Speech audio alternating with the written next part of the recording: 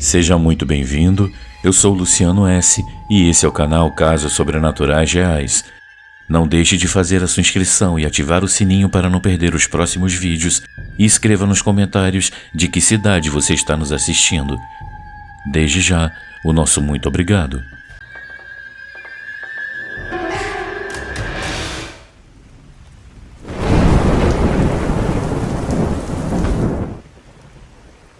Terror de infância.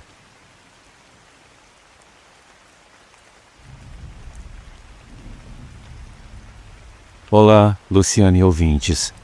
Vocês podem me chamar de Marcos. Eu tenho 38 anos e sou nascido e criado em Duque de Caxias, região metropolitana do Rio de Janeiro. Eu me inscrevi no canal em 2022 após assistir ao vídeo Terror no Necrotério.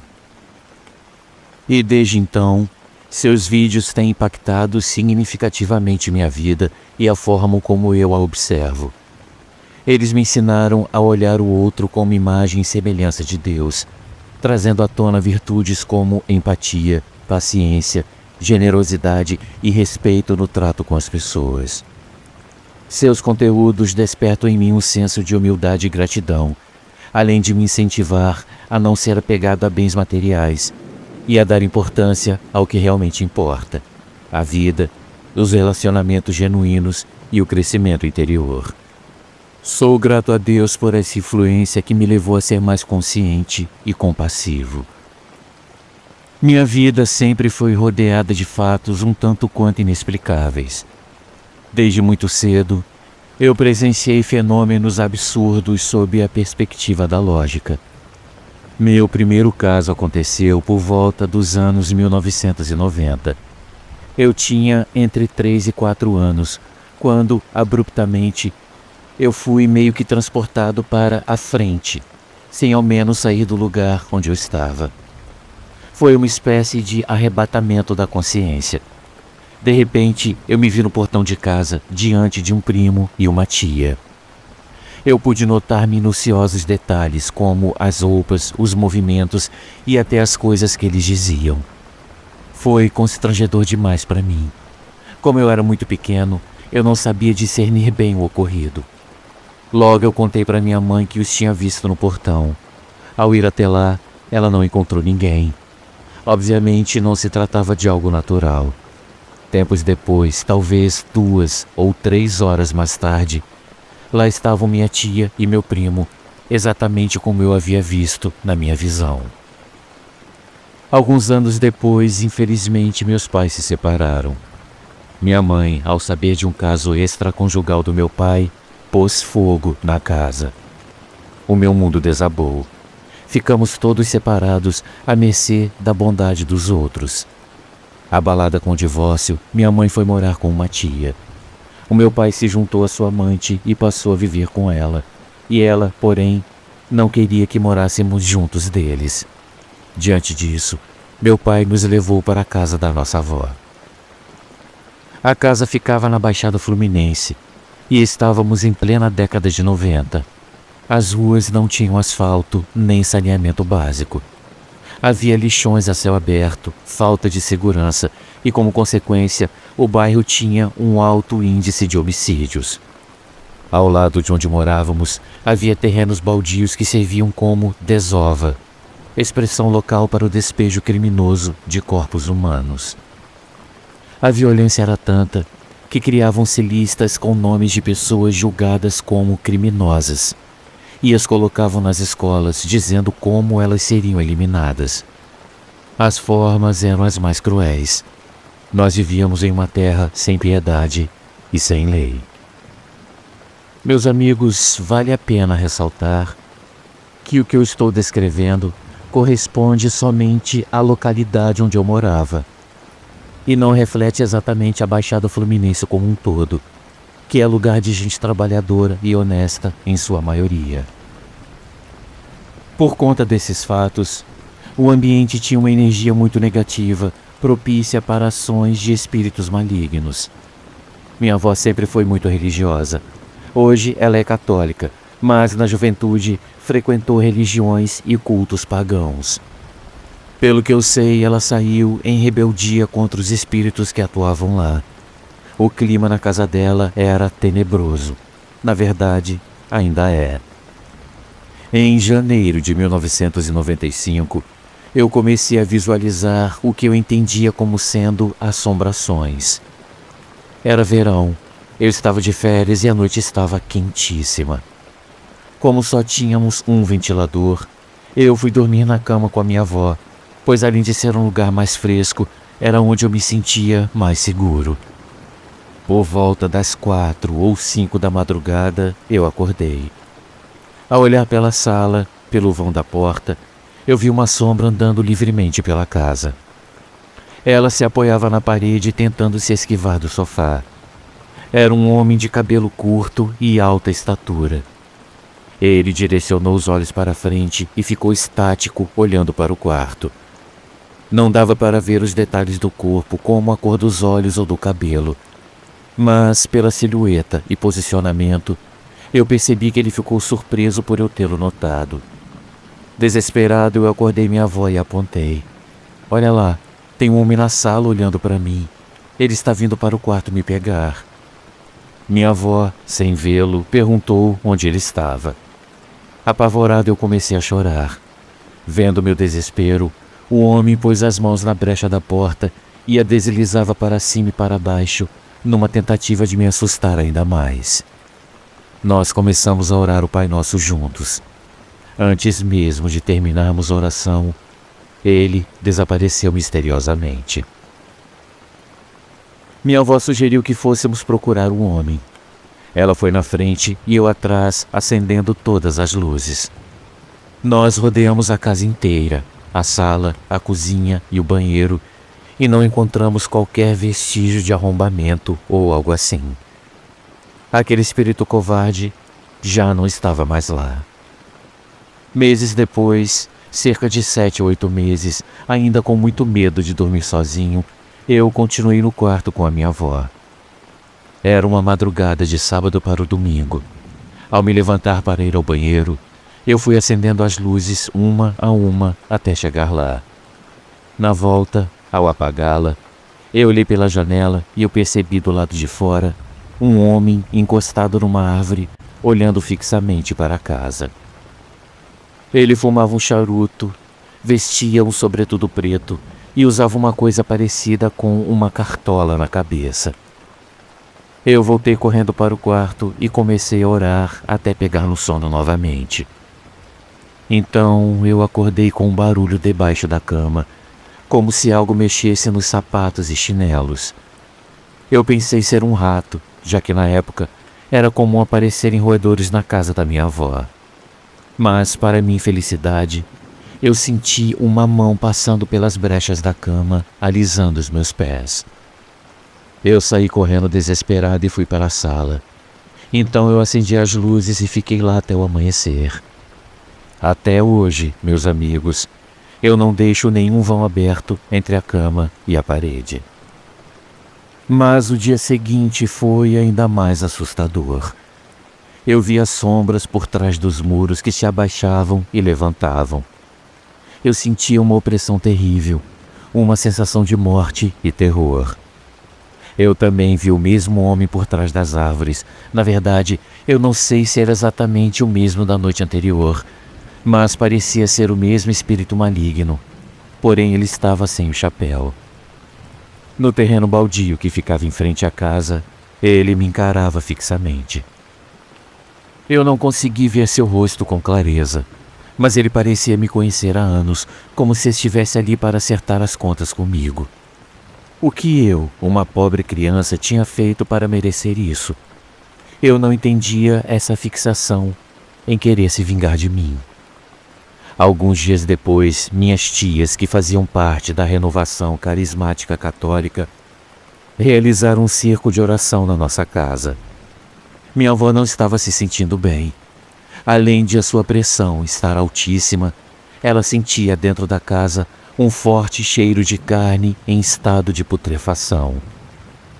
Cientes dos espíritos que eu vi e do estado de saúde da minha avó, elas começaram a cantar e ficaram orando na sala com a minha avó. De repente, ela começou a tremer e a mudar de voz. Minhas tias pediram que aquele espírito a deixasse e fosse embora. Com uma voz rouca, ele dizia veementemente que não sossegaria enquanto ele não a levasse. Depois de muito insistir, de orar, chorar e cantar, ela voltou ao normal. Assustado, eu fui correndo para o quarto e deixei a luz acesa. De repente, eu ouvi novamente o mesmo barulho da noite que eu tive os pés puxados. Rapidamente, eu fechei todas as brechas da cama para evitar que alguém puxasse meus pés outra vez. Após alguns minutos de silêncio, eu vi a cama levantar, como se alguém debaixo dela de bruços fizesse força com as costas, como numa flexão. Eu olhei para baixo e não havia nada, ninguém. Mas a cama estava levantada, contrariando toda a lógica humana. Uma vez, eu, minha avó e meu irmão dormíamos no chão da sala. Nós acordamos com ela rezando o terço, rindo e dizendo: "Mordi mesmo. Tentou me matar, eu mordo mesmo." Meu irmão perguntou quem tinha feito isso. E ela respondeu que o bicho ruim pulou em cima dela, tentou matá-la e ela o mordeu. Então ele gritou e fugiu. A minha avó ria descontroladamente, repetindo: "Mordi mesmo. Tentou me matar, eu mordo mesmo." De repente, todos nós, eu, meu irmão e minha avó, ouvimos uma gargalhada feminina vindo de fora da casa. Nós olhamos e lá estava uma mulher no topo de uma árvore, rindo e debochando de nós. Era a própria entidade que havia atacado a minha avó. A minha avó disse: "Ela está achando que vai conseguir me matar, mas não vai mesmo." Ela nos chamou para rezar o terço com ela naquela madrugada tenebrosa. Meus amigos, minha avó tem uma história cheia de momentos terríveis. Ela permitiu que futuramente eu envie esses relatos para o canal, e assim que puder, eu os enviarei. Foram momentos muito difíceis. O pior deles aconteceu na saída da escola. Naquele dia, eu e alguns amigos ficamos brincando na sala de aula. Por descuido, esbarramos na mesa e quase derrubamos o rádio da professora que ensaiava com a turma. Enfurecida, ela nos pegou pelo braço e perguntou quem foi. Com raiva, eu respondi que tinha sido o cão. Ela, não gostando do que ouviu, me deixou mais de 1 hora depois do sinal da saída. Por volta das 5 da tarde, quando eu fui dispensado, ao descer as escadas, eu senti várias mãos me dando tapas e socos no rosto. Era como se várias pessoas estivessem insatisfeitas comigo e me esbofeteassem até me jogarem no chão. Só que não havia ninguém por perto me agredindo. Eu me levantei e saí correndo, mas os golpes continuaram até eu passar pelo portão da escola. Eu olhei mais uma vez para todos os lados e não havia ninguém, nenhuma viva alma. Como o espírito tem permissão para fazer isso com uma criança, é uma coisa que eu gostaria muito de entender. Essas experiências negativas duraram até o dia do meu batismo, em 18 de julho de 1999, quando eu tinha 12 anos. Depois desse dia, eu comecei a sentir a paz de dormir sozinho, sem medo de ser acordado por algum espírito maligno. Hoje eu não estou mais no catolicismo, pois eu sou evangélico. Mas eu ainda carrego as marcas de uma infância dura e sofrida, vivida por experiências sobrenaturais que deixaram profundas impressões em como eu observo o mundo e as pessoas. Eu me lembro também de várias outras experiências sobrenaturais, mas essas foram positivas. Uma aconteceu em 2006, quando eu tinha 20 anos. Era novembro. Estávamos no acampamento Maranata, no distrito de Xerém. Amanhecia o sábado por volta das 5:30 da manhã. Eu me levantei para ir ao banheiro beber água. Meio sonolento, a caminho do sanitário, eu olhei pela janela e eu vi um homem alto com roupas muito brancas, tão brilhantes que pareciam ter luzes por baixo. Ele estava a uma distância considerável, então eu pensei que pudesse ser uma ilusão. Sem acreditar muito, eu fui ao banheiro e lavei o rosto para ter certeza de que não era minha imaginação. Eu terminei o que precisava fazer e voltei para o quarto. Eu dei uma última olhada pela janela na quadra de futebol para confirmar se era mesmo uma ilusão. Agora, mais lúcido, eu vi um homem com roupas claras e brilhantes passando a poucos metros de mim. Seu cabelo era branco e ele usava alguns cintos dourados e uma espécie de espada, ou algo que eu não sei descrever bem. Ele passou, deu uma leve olhada para mim sem esboçar emoção e depois voltou o rosto para frente e continuou caminhando como se cumprisse uma ordem e não estivesse ali para agradar ninguém, apenas aquele que o enviou. Eu fui para a cama, cobri o rosto em oração, pedi a Deus que não me deixasse ver mais nada além do natural. Na manhã seguinte, antes do culto, enquanto nos arrumávamos, um amigo disse que havia sonhado com anjos cercando o sítio e entrando nos quartos. Outra vez eu estava dentro de um ônibus lotado voltando para casa depois de um dia longo. O trânsito estava caótico e o motorista parecia mais apressado que o normal. De repente o ônibus freou com tudo. Um tranco tão forte que pegou todo mundo desprevenido. Os passageiros foram jogados para frente e para trás, uns caindo no corredor, outros se segurando onde dava. Eu, que estava em pé perto da janela, senti o meu corpo ser lançado para o lado com força. Minha cabeça ia direto contra o vidro, e eu já imaginava o impacto, o estalo e a dor. Mas no meio daquele caos, eu senti algo. Uma mão macia, firme, que apareceu do nada e amparou minha cabeça, me puxando de volta antes que eu batesse. Eu olhei em volta confuso, mas não tinha ninguém ao meu lado que pudesse ter feito aquilo. Os outros estavam tão desequilibrados quanto eu. Até hoje, eu me encanto com o cuidado de Deus Pai. Aquelas mãos foram as mãos de um anjo enviado pelo bom Deus, que me guardou e me livrou de um grande acidente. Meus amigos, como eu disse no início, hoje eu não coloco meu coração em coisas materiais. Eu sei que há um Deus no céu que nos ama e tem o melhor para nós. Nosso coração não deve estar fixado em coisas, mas em Deus. Aqui tudo passa, inclusive a vida.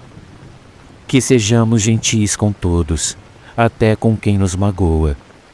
Que tenhamos a graça para perdoar mais e não olhar os outros como um meio de obtermos vantagens. Sejamos menos vaidosos, em hipótese alguma, achar que somos melhores que os outros. Que a graça do nosso Senhor Jesus Cristo, o amor de nosso Deus e a doce consolação do Espírito Santo nos guarde e nos proteja de todo o mal. Muito obrigado a todos pela atenção.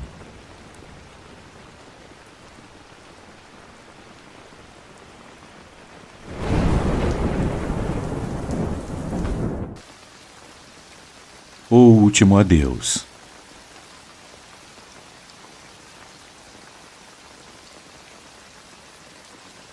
Boa noite, Luciano e amigos. Meu nome é Clara e eu sou de São João del Rei, Minas Gerais, e isso que eu vou contar é a coisa mais triste que já me aconteceu na vida. Eu havia participado de um churrasco com alguns amigos do trabalho e eu estava voltando já tarde da noite para casa junto com alguns amigos que moravam no mesmo bairro que eu. Além de ser véspera de feriado, nós havíamos saído do nosso plantão e teríamos 24 horas para curar a ressaca até voltar ao trabalho novamente. Todos nós éramos enfermeiros recém-formados e nos conhecíamos há muitos anos. Um colega e eu estávamos brigando por causa de um vidrinho de molho barbecue que havia sobrado do churrasco. Ele estava muito bêbado e eu disse: "Pode levar esse molho e eu espero que ele te dê dor de barriga." Ele se chamava André. Nós éramos bem entrosados como equipe de trabalho e muito ligados por um laço de amizade que já vinha de muito tempo. Ao nos despedirmos, Ele me deu um tapa na cabeça e eu gritei: "Não me dirija a palavra nunca mais na vida", e ele foi embora dando risada. No plantão seguinte, um sábado, eu cheguei ao hospital às 5 da manhã e o vi no corredor e me mantive na postura de não falar com ele. Ele se aproximou e me abraçou e nós fizemos as pazes. Eu disse: "Ok, vamos trabalhar, seu bebum". Quando eu cheguei na sala de enfermagem, eu comentei com as minhas colegas que o André estava com cara de morto por causa da ressaca. Elas me olharam surpresas e eu não entendi o porquê. Eu achei que era por causa da briga que tivemos no dia anterior e eu perguntei se estava tudo bem. Elas apenas ficaram em silêncio. Então, eu disse que o André havia me dado um abraço forte assim que eu cheguei e foi para o vestiário, com certeza tomar um engove para curar a ressaca. Uma colega deixou cair uma bandeja e me disse que não se brinca com essas coisas. Eu perguntei o que eu havia dito de errado e elas me contaram que na noite anterior que voltávamos do churrasco, ele, bêbado, insistiu em pegar o carro e acabou morrendo em um acidente. Elas me disseram que o corpo dele estava sendo velado naquele momento. Eu comecei a rir, achando que era uma piada, mas a chefe da enfermagem entrou e veio nos perguntar como nos organizaríamos para ir ao velório. Foi aí que eu soube que era verdade o que elas me disseram, Luciano. Naquele momento, eu senti uma vontade muito grande de vomitar. Eu comecei a me sentir mal, não só emocionalmente, como também fisicamente. As meninas viram meu estado e buscaram uma cadeira e me fizeram sentar, e só elas perceberam que eu ainda não sabia do que havia acontecido. Amigos, o André me abraçou assim que eu cheguei, e eu não sabia que ele estava morto. Eu juro por esse Deus que está no céu, que eu não estou mentindo e nem estava ficando maluca. Eu o abracei, eu senti o seu cheiro, eu olhei bem nos seus olhos e eu até notei uma certa melancolia que eu acreditei ser efeito da ressaca. Eu chorei até ficar sem ar, porque ele era um grande amigo. Horas depois, no velório, eu não queria vê-lo dentro do caixão e resisti a acreditar que aquilo estava acontecendo de verdade. Finalmente, eu tive coragem de lhe dar o meu último adeus, e quando eu me aproximei, eu senti que parecia que o seu corpo não estava ali, e eu apenas via o seu rosto levemente desfigurado pela violência da batida. Eu gritava perguntando onde estava seu corpo, e eu dizia que aquele rosto não era o dele. Eu entrei em histeria. Eu fui retirada pelas minhas colegas e eu gritava para ele que o que eu tinha dito aquela noite enquanto nos despedíamos era apenas uma brincadeira. O André gostava de brincar o tempo todo, jogando remédio na gente, fechando portas para nos deixar presas, escondendo nossas chaves. Eu disse que aquela briga era na verdade apenas uma brincadeira, e tanto ele sabia disso que ele me deu um abraço quando eu cheguei. Todos souberam naquele mesmo dia que ele tinha morrido, menos eu, porque eu desliguei o celular quando ele começou a me ligar repetidas vezes. Eu acho que ele queria saber se eu havia realmente falado sério quando disse para ele não me dirigir a palavra nunca mais, e eu não o atendi para dar um susto nele, fazendo ele acreditar que sim. Mas é claro que eu não iria deixar de falar com ele por causa de um vidrinho de molho de churrasco. Luciano, algumas semanas depois, eu pedi para sair daquele hospital porque eu via o espírito do André vagando pelos corredores. Eu também ouvi a voz dele falando bem próximo ao meu ouvido, e eu não suportava a tortura de ficar me lembrando dele o tempo todo em todos os lugares que eu ia. Eu espero que ele esteja em paz, em um lugar de luz, pois eu gostava muito dele. E eu sinto a sua falta até hoje. Muito obrigada pela atenção de todos.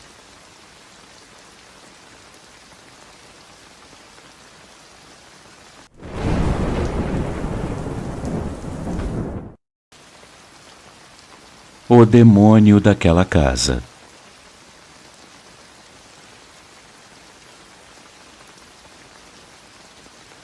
Boa noite, Luciano. Há um tempo atrás, eu estava saindo com um rapaz com quem eu já estava há algum tempo. Em uma ocasião, ele me convidou para almoçar em uma casa no litoral que pertencia à sua família, para que eu pudesse conhecer seus pais que estavam passando um feriado lá. Eu concordei e nós fomos. Uma vez lá, eu pedi permissão para tomar um banho para estar bem apresentável e causar boa impressão quando os pais dele chegassem. O banheiro com chuveiro ficava no andar de cima, e quando eu comecei a subir as escadas, eu vi um espelho enorme no final do corredor. Eu me lembro que logo que eu entrei na casa, eu senti uma estranheza no ar, como se eu estivesse sendo observada por alguém ou por alguma coisa que estava na sala. Eu tenho a sensibilidade aflorada e eu percebo essas coisas na hora. Eu não comentei nada com ele, mas ao passar pela sala eu senti um arrepio dos pés à cabeça. Enquanto eu subia, eu pensei ter visto uma criança perto da entrada da varanda que podia ser vista daquele grande espelho. Eu consegui ver suas pequenas mãos segurando a grade, mas quando eu me virei eu não pude ver mais nada.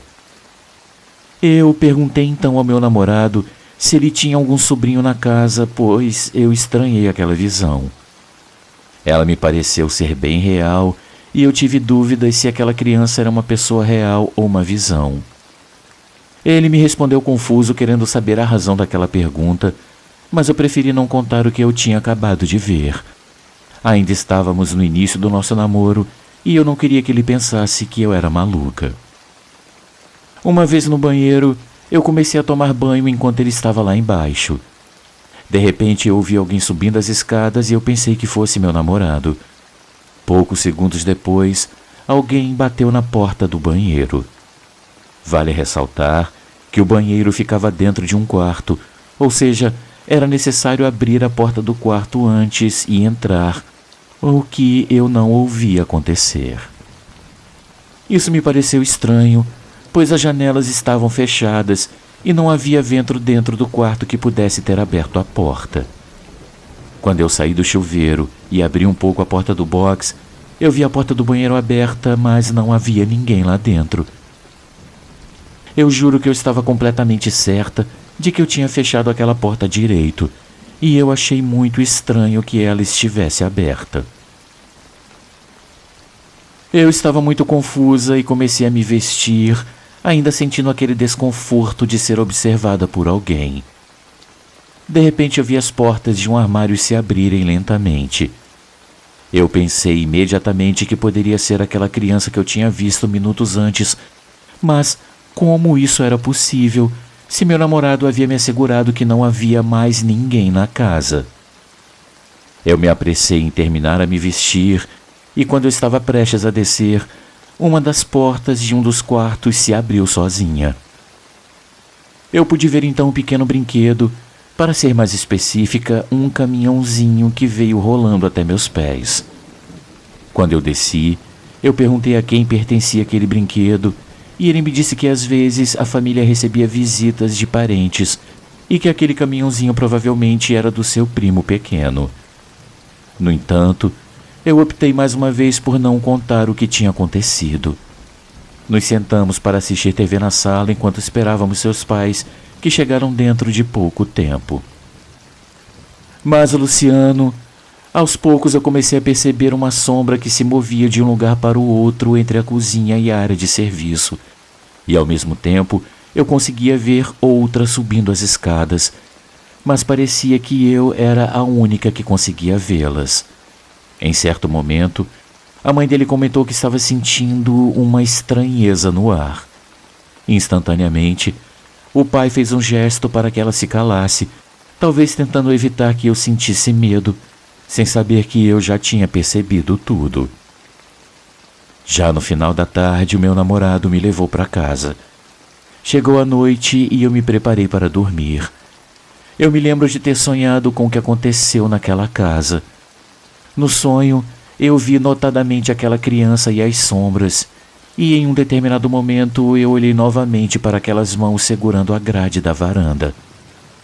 Então eu pude perceber que eram mãos de um homem adulto refletidas naquele enorme espelho. Eu estava indo em direção às escadas e as estava subindo quando eu vi uma parte delas que estava quebrada com um buraco entre as grades. Enquanto eu chegava no quarto onde estava o banheiro, eu vi uma sombra cruzar o quarto e se deitar na cama. Eu a segui com a intenção de saber quem era, mas enquanto a via, aquela sombra se levantou da cama e entrou no armário, cujas portas se fecharam atrás dele. Foi então que eu acordei e percebi que era apenas um pesadelo. Eu me lembro que tudo isso me deixou com dor de cabeça. Eu tentei me acalmar e consegui dormir novamente, mas mais uma vez eu tive o mesmo sonho. Dessa vez eu comecei a explorar os quartos daquela casa e eu pude ver aquele mesmo caminhãozinho se movendo sozinho, como se alguém estivesse brincando com ele. Eu pude também ver as roupas nos armários do quarto, pois todas as portas estavam abertas. Em um dos armários do quarto havia um vestido vermelho, e então eu percebi que aquele quarto pertencia a uma mulher. Quando eu me virei para sair, eu senti as portas dos armários se fechando bruscamente atrás de mim. Eu continuei explorando a casa e os quartos. O brinquedo ainda estava se movendo sozinho, e algo estranho que eu também notei foi que a luz entrava pelas janelas de um quarto, e no entanto, lá dentro estava tudo escuro. Quando eu acordei, eu percebi que havia um ambiente hostil em todo aquele lugar. Eu sentia que, na verdade, não se tratava da alma de uma criança, mas sim de algo maior e muito mais maligno.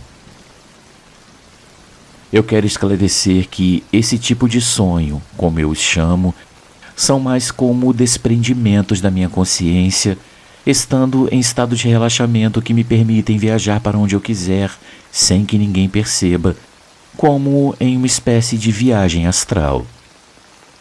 Tempos depois, eu voltei com meu namorado naquela mesma casa e, estando lá, eu pedi permissão para usar o banheiro de cima.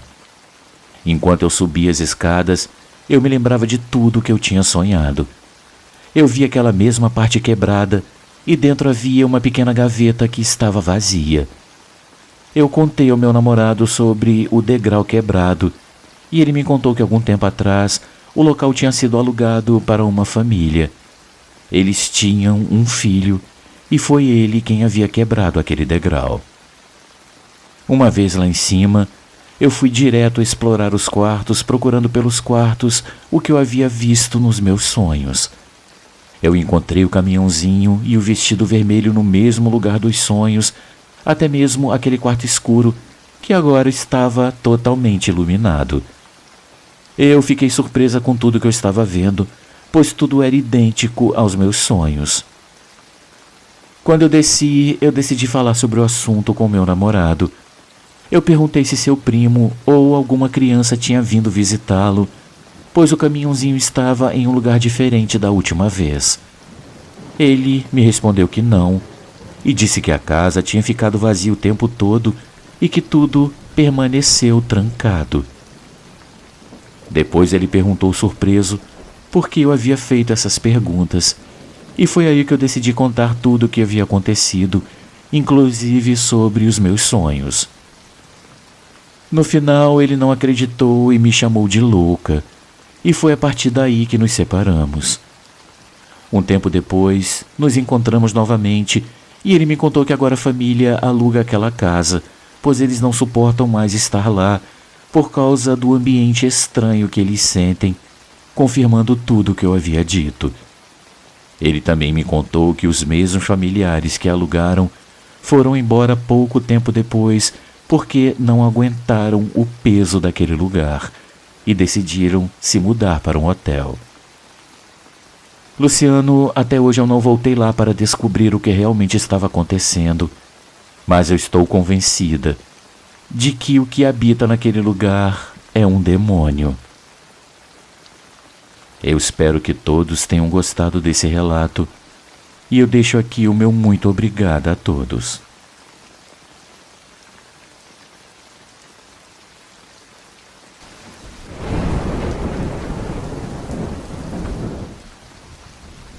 Amigos, uma pequena pausa no nosso vídeo, apenas para lembrar que o nosso canal é um canal independente e que para continuar existindo nós precisamos muito do seu apoio.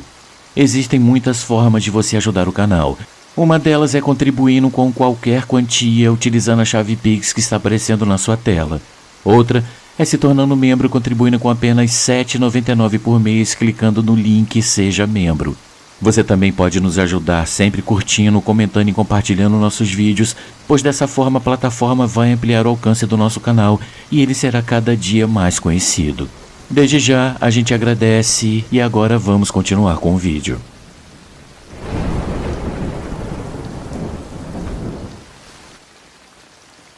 Meu pai e as entidades.